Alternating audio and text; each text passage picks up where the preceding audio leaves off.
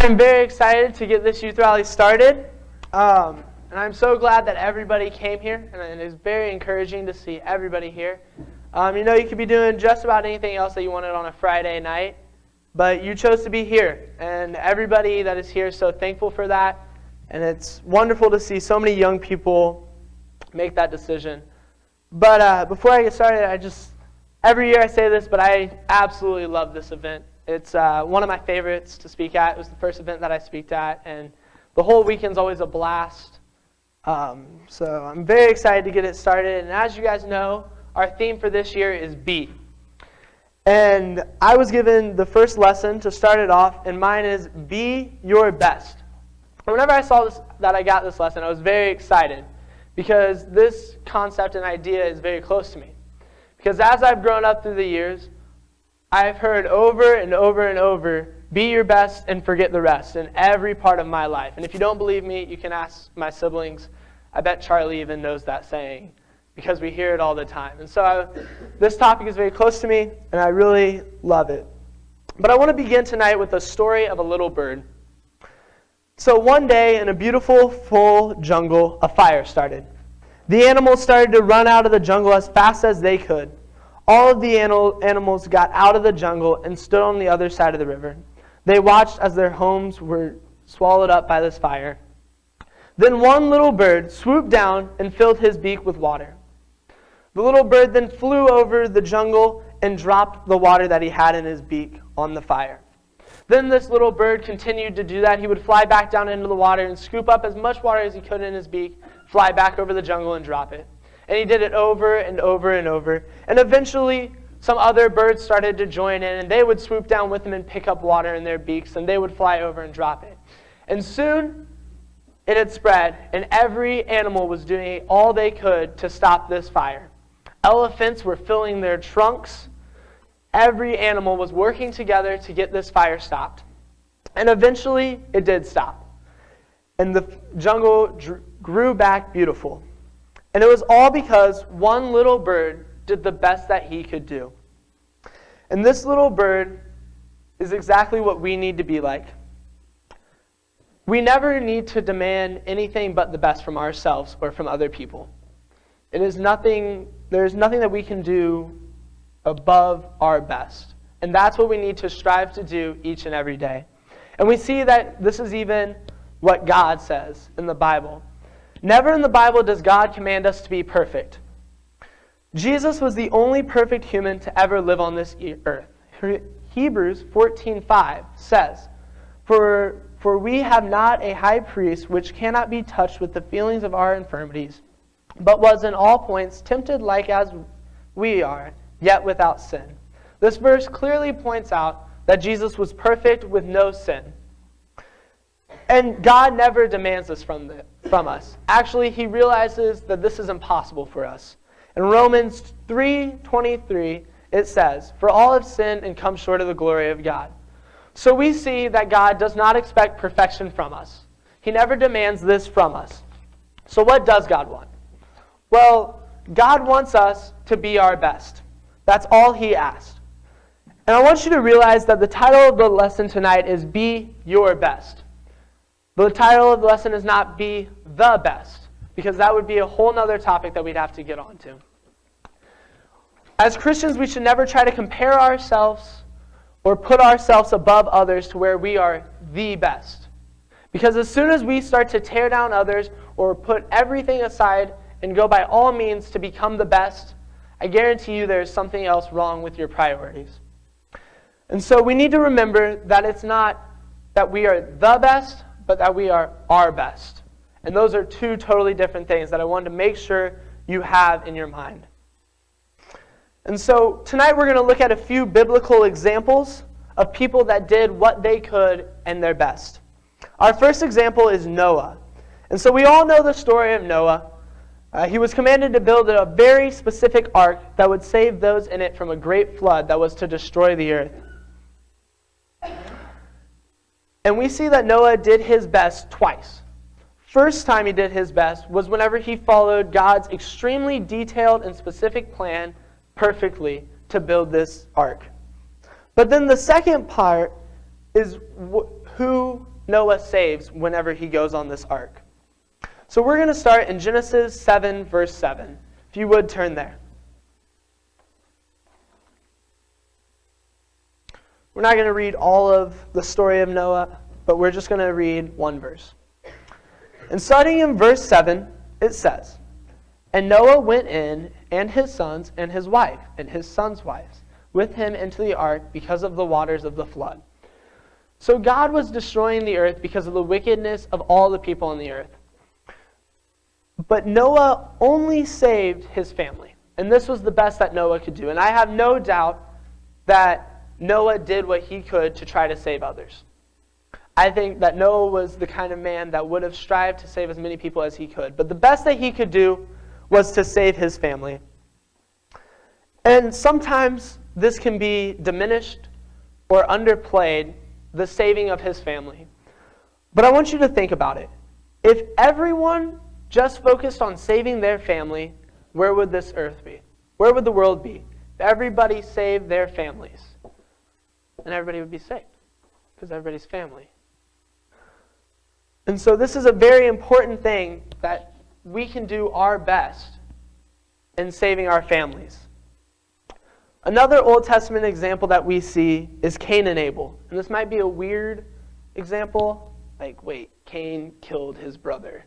How is he doing his best? I know, crazy. Let's figure it out. So in the Old Testament, we see that God demands the very best in all of the sacrifices. The best of whatever you had. It was supposed to be spotless. And I want to look in Genesis 4, starting in verse 3 and going through verse 8. So Genesis chapter 4, verse 3 says, "And in process of time it came to pass that Cain brought of the fruit of the ground and offered unto the Lord. And Abel he also brought of the firstlings of his flock and the fat thereof. And the Lord had respect unto Abel and to his offering. But unto Cain and to his offering he had not respect. And Cain was very wroth, and his countenance fell.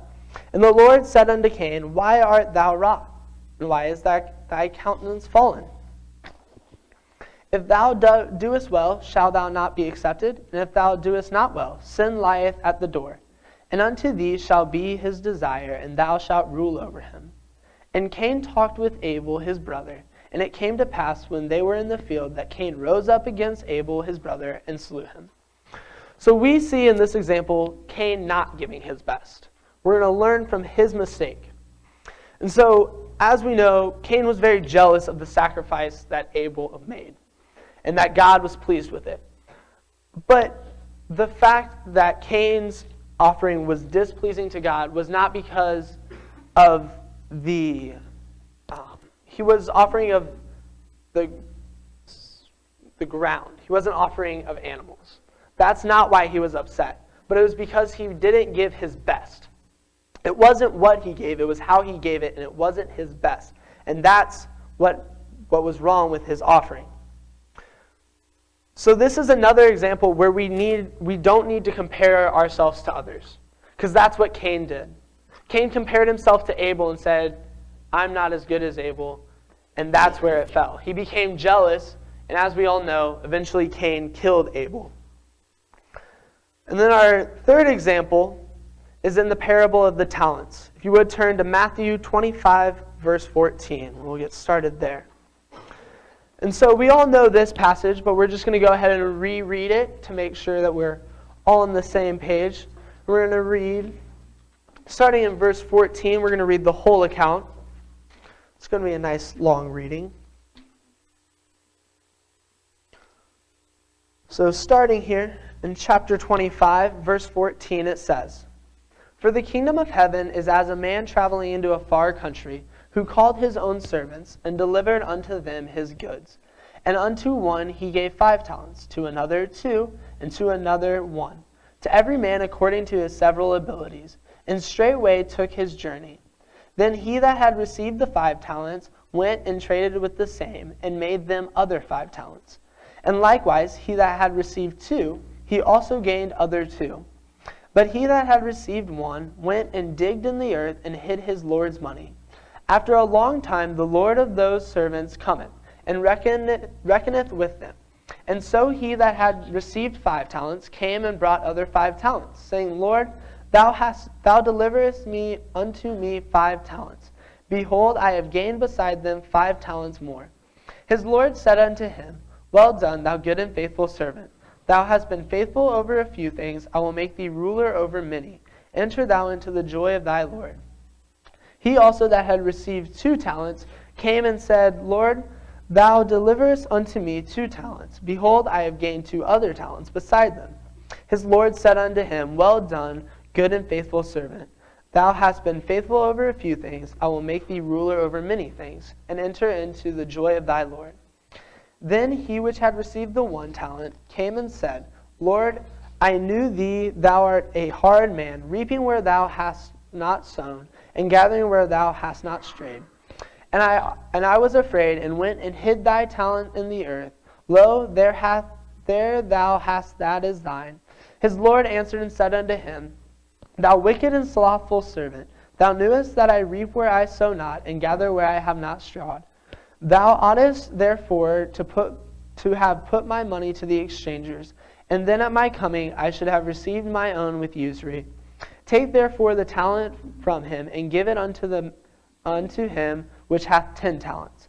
For unto every one that hath shall be given, and he shall have abundance. But from him that hath not shall be taken away even that which he hath. And cast ye the unprofitable servant into outer darkness. There shall be weeping and gnashing of teeth. So in this parable, we see a man with 5 talents, a man with 2 talents, and a man with 1 talent. The man with 5 talents goes out and he trades and comes back with 5 more. And as does the man with 2 talents, he comes back with 2 talents more. But the man with 1 talent, he went and hid it, so that it did nothing. And then when the Lord returns, notice the response each servant receives. The 5 and 2 talent men hear, Well done, thou good and faithful servant, while the 1 talent man is sentenced to torment. Then this begs the question, what is the difference? Why was the man with 1 talent sent to torment? Was it because of how many talents he had and who had the most? No, because if it was that, then only the 5 talent man would have went in. So what is the difference? The difference between these men is that the 2 faithful servants took what they had and did their best with it. The man with 1 talent did not do his best. He hid what he was given. It doesn't matter how many talents we have. If you don't do your best with what is given to you, it doesn't matter. There could be a 10-talent man who can do almost everything, but if he doesn't do his best, and a 1-talent man comes and he does his best and he works at it, he gains more talents, that 1-talent man is going to enter in, and the 10-talent man will not. So God doesn't care what our limitations are. God's concern is that we do everything we can and strive to be our best. And again, can you imagine if each of us lived like that 5 and 2 talent man? If all of us strived to add to what we had, to become better, how much stronger and how much more work could be done in the church? It would be amazing. Now our final example is the poor widow. In Mark 12, verse 41 through 44. If you will, turn there.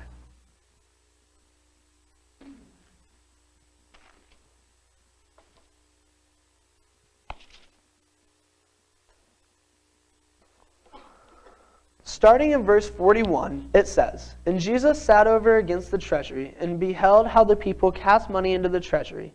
And many that were rich cast in much. And there came a certain poor widow, and she threw in 2 mites, which made a farthing. And he called unto him his disciples, and said unto them, Verily I say unto you, that this poor widow hath cast in more than all they which have cast into the treasury. For all they did cast in of their abundance, but she of her want did cast in all that she had, even all her living. So this is another example that being your best is all that is demanded. It's not how much you can do or how much you give, but it's that you do it with your best. And the poor widow only gave 2 mites, which was one of the smallest amounts in the Roman coin system. The rich men were casting in a lot of money, but still Jesus says that the poor widow gave more than all of them, because the poor widow was doing her best. She was giving all that she had. And she didn't give of an abundance that she could almost not even worry about what she was giving, but it was all that she had, everything in her living. Could you imagine if everyone in the church, not monetarily, but of their time, gave everything they had and sacrificed everything to help build the church? Again, this would be an amazing power that we would have. So now that we've seen a couple of great examples, now the question is, well, now how do I do it? What do I need to do? And this weekend is going to help us understand what we need to do to be our best. This idea of being our best is rather simple. We must always give our best efforts and commitment to God. But what does that mean? And one example that we're not going to touch on this weekend is attendance. And this is why it's so encouraging to see so many of you here. Because so often excuses are made for why you can't make it to something. But to do our best, we should always strive to attend and be at any church events that we have, or that we are able to. This is not saying that if there is a reason for you not to be there, if you're sick or you cannot make it, that's a totally different subject. But if we don't strive to be at everything that we can be at, then we're not doing our best. And Hebrews 10:25 says, "Not forsaking the assembling of ourselves together, as the manner of some is, but exhorting one another, and so much more the day as ye see the day approaching." This is only one way that we can do our best. But this weekend, as we go through all the lessons, we will see so many examples of ways that we can be our best. Like being a worker. Can you be the best worker? A follower. That can make you even better. An anchor. Be yourself. Be like Christ. All of these things can help us to become the best version of us that we can be. And so tonight, as we have looked at being our best, and I want you to remember this lesson as we go through the rest of this weekend. Because not only will it help you be your best, but you can say, as a worker, am I being the best worker I can be? And all of these things you can build on, becoming the best that you can be. And as soon as we start to become the best that we can be and striving for that constantly, it'll be amazing.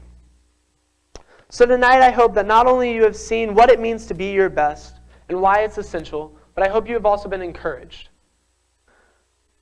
And I want to go back to that little bird that we talked about at the start.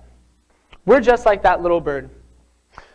And the end of the story is one of the most important parts of that story. Because at the end, it wasn't the little bird alone that ended the fire. But it was because of him doing his best that he inspired every other animal to help along. So being our best will allow others to unconsciously give others the permission to do their best. And this is exactly what the little bird did. His best inspired an entire jungle, and so can ours. So remember always to be that little bird. Thank you.